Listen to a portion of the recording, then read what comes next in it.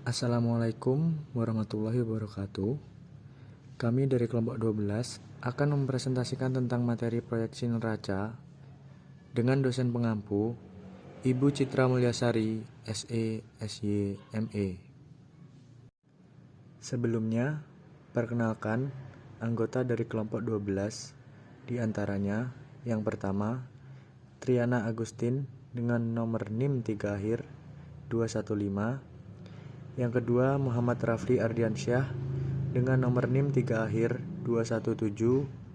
Dan yang terakhir, Alifia Nurul Fitriah dengan nomor NIM 3 akhir 219.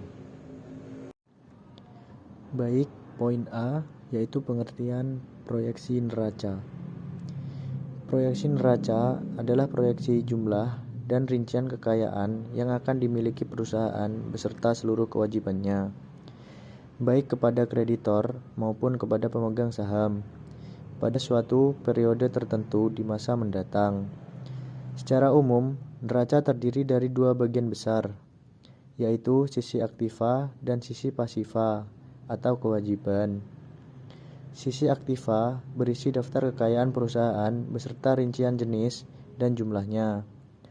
Sedangkan sisi kewajiban berisi kewajiban perusahaan kepada pihak kreditor dan kepada pemegang saham atau pemilik perusahaan.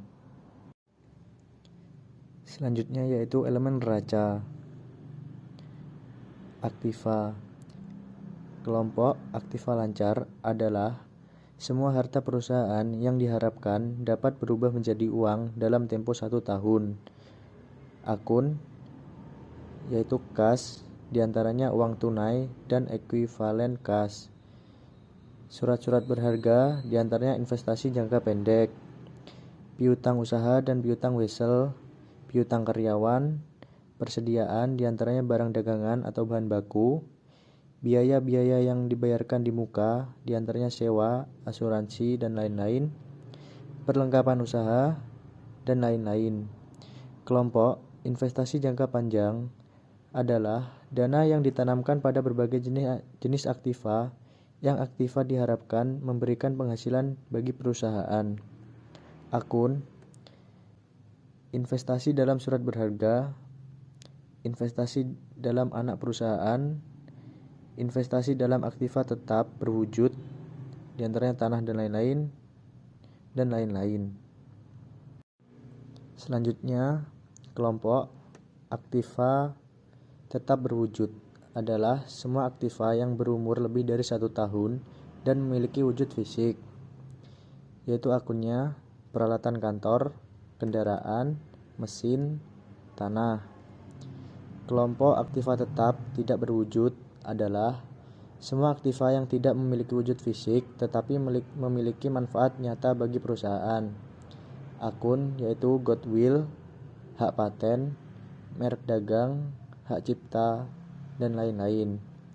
Kelompok aktiva lain-lain adalah aktiva yang tidak dapat dikelompokkan pada kelompok aktiva di atas. Akun diantaranya titipan kepada penjual, bangunan dalam pengerjaan, dan lain-lain. Selanjutnya yaitu kewajiban. Kelompok utang lancar adalah kewajiban perusahaan yang akan jatuh tempo dalam waktu setahun. Akun yaitu utang usaha, utang wesel, utang pajak. Kewajiban kelompok pendapatan diterima di muka. Akun pendapatan diterima di muka. Kewajiban utang jangka pendek adalah kewajiban yang jatuh tempo lebih dari setahun, yaitu akunnya utang bank, obligasi, dan lain-lain. Ekuitas. Kelompok ekuitas pemilik adalah semua kewajiban perusahaan kepada pemilik perusahaan. Akunnya yaitu modal atau modal saham dan laba ditahan. B. Faktor yang mempengaruhi proyeksi neraca. Seperti telah dibahas sebelumnya, bahwa setiap elemen neraca, baik di sisi aktiva maupun pasiva, dipengaruhi secara langsung oleh anggaran parsial. yang lain atau oleh kondisi yang lain. Karena itu, perlu diketahui dengan baik faktor-faktor yang mempengaruhi elemen-elemen di dalam neraca. Yang pertama, di sisi aktiva, kas. Faktor yang mempengaruhinya saldo awal kas pada suatu periode ditambah dengan penerimaan kas dan dikurangi dengan pengeluaran kas pada suatu periode. Kedua, piutang usaha.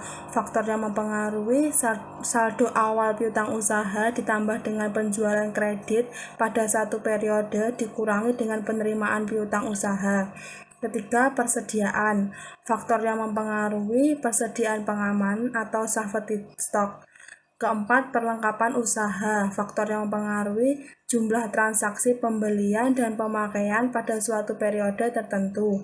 Kelima, aktiva tetap. Faktor yang mempengaruhi nilai aktiva tetap pada awal suatu periode ditambah dengan rencana pembelian aktiva tetap baru atau investasi dikurangi dengan nilai aktiva tetap yang dijual pada suatu periode. Selanjutnya di sisi kewajiban. Yang pertama, utang usaha. Faktor yang mempengaruhi saldo utang usaha pada awal periode ditambah dengan pembelian kredit yang direncanakan dikurangi dengan jumlah utang usaha yang akan dibayar pada satu periode tersebut. Kedua, utang bank. Faktor yang mempengaruhi saldo utang bank pada awal periode ditambah dengan jumlah kredit baru yang akan diterima dari bank dikurangi dengan utang bank yang jatuh tempo dan akan dibayar pada periode tersebut. Ketiga, obligasi. Faktor yang mempengaruhi saldo utang obligasi pada awal periode ditambah dengan jumlah obligasi baru yang akan diterbitkan pada periode ini dikurangi dengan obligasi yang jatuh tempo dan akan dibayar pada periode tersebut. Keempat, modal saham. Faktor yang mempengaruhi jumlah lembar saham yang beredar pada awal periode ditambah dengan jumlah lembar saham baru yang akan diterbitkan dikalikan dengan nilai nominalnya. Kelima, laba ditahan.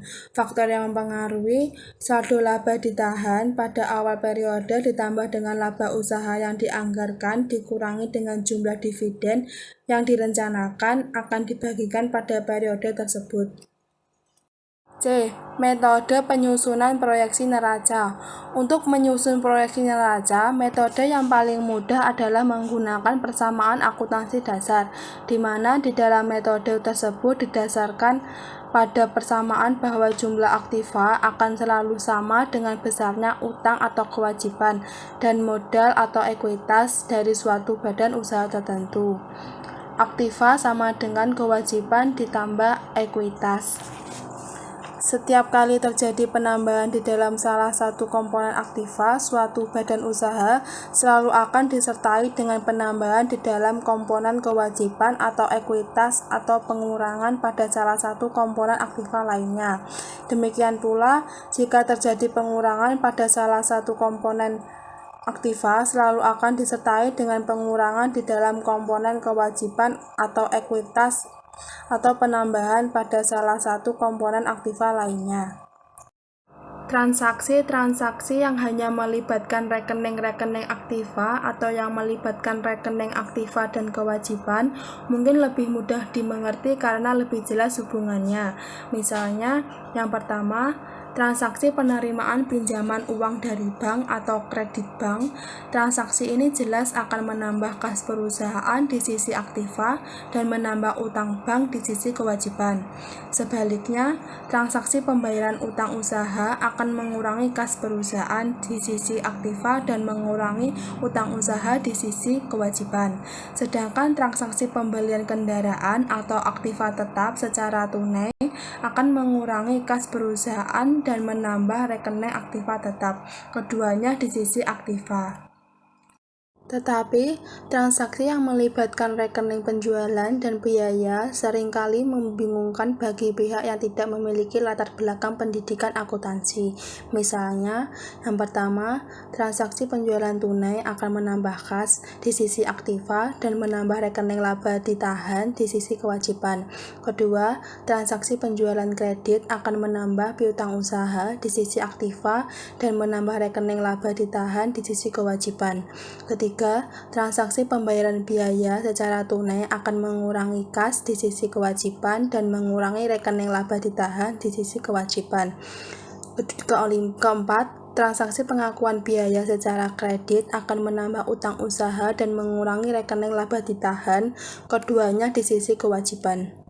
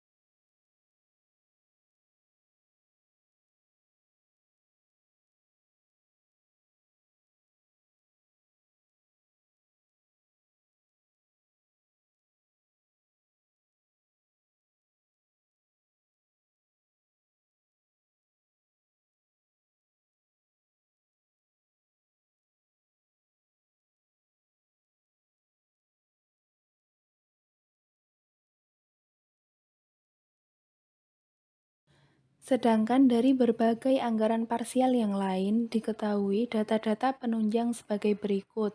A. Diperkirakan perusahaan akan melakukan penjualan secara kredit sebesar 1 miliar rupiah sepanjang tahun 2009. B. Sedangkan jumlah piutang yang akan diterima sepanjang tahun 2009 diperkirakan sebesar 700 juta rupiah. C. Perusahaan merencanakan pembelian perlengkapan kantor pada tahun 2009 sebesar 40 juta rupiah. D. Diperkirakan perlengkapan kantor yang akan digunakan sepanjang tahun 2009 sebesar 36 juta rupiah. E. Berkaitan dengan aktiva tetap perusahaan, direncanakan 4 unit kendaraan perusahaan akan dijual dengan harga taksiran sebesar 75 juta rupiah per unit. F. Pada tahun 2009, perusahaan merencanakan membeli 5 unit kendaraan baru seharga 150 juta rupiah. Perusahaan merencanakan membeli 10 unit komputer baru seharga 6 juta rupiah per unit dan 10 unit printer baru seharga 1.500.000 rupiah per unit. Perusahaan juga merencanakan membeli 10 set meja tulis dan kursi dengan taksiran harga sebesar 2 juta rupiah per set. Di samping itu, dari seluruh pembelian aktiva tetap yang direncanakan, sebanyak 400 juta rupiah direncanakan akan dibayar pada tahun 2009. G.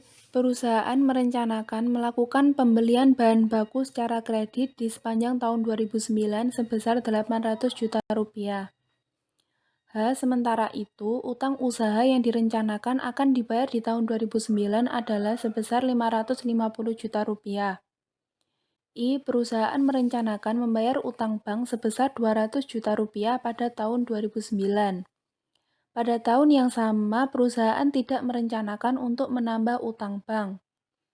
J. Perusahaan merencanakan akan membagikan dividen sebesar 350 juta rupiah pada tahun 2009. K. Biaya produksi yang dikeluarkan sepanjang tahun 2009 adalah sebagai berikut. 1. Biaya pemakaian bahan baku sebesar 300 juta rupiah. 2. Biaya tenaga kerja langsung sebesar 80 juta rupiah. 3. Biaya overhead pabrik sebesar 170 juta rupiah.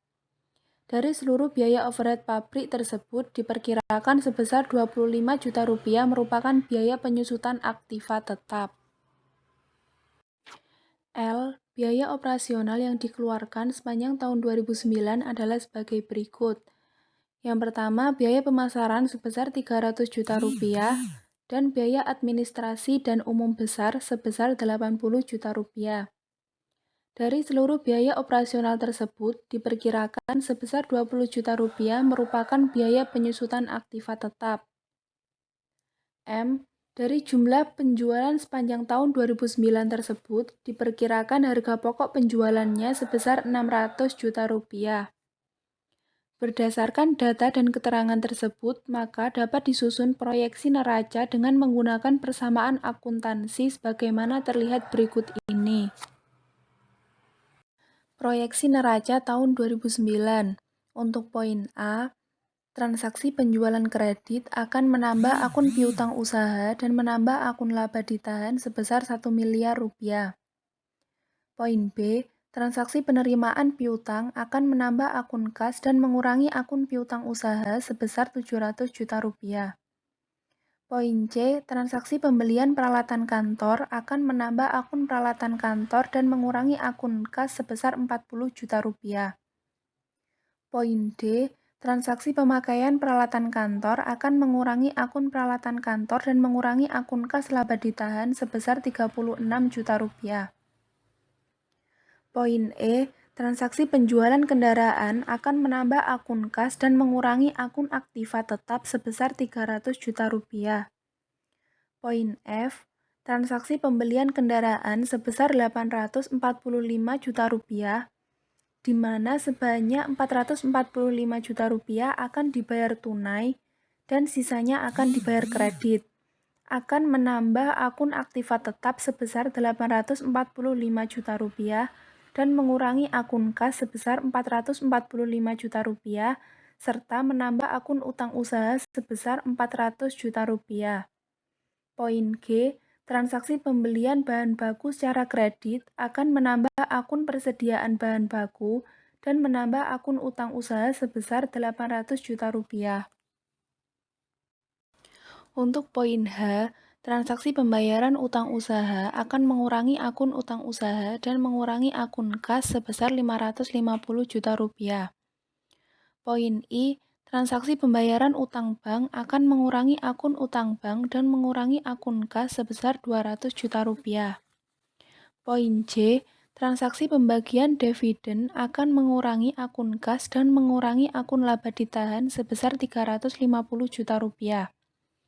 Poin K, transaksi pencatatan biaya produksi sebesar 550 juta rupiah akan menambah akun persediaan barang jadi sebesar 550 juta rupiah dan mengurangi akun kas sebesar 225 juta rupiah, mengurangi akun persediaan bahan baku sebesar 300 juta rupiah, dan mengurangi akun aktiva tetap atau penyusutan sebesar 25 juta rupiah.